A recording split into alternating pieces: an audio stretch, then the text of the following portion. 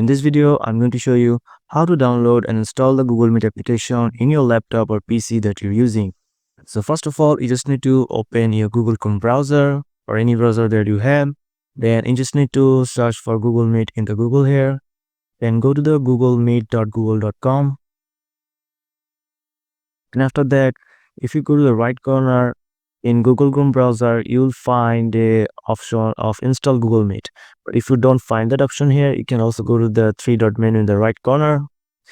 And if you go to the cast, save and share option, here you can also find the install Google Meet option. So just click on Google install Google Meet, click on install.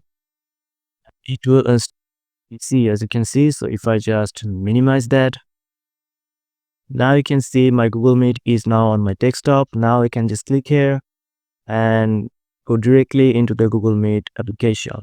So that's it, guys. This is how you can download and install the Google Meet application on your PC. So if you found this video helpful, please subscribe and thank you for watching.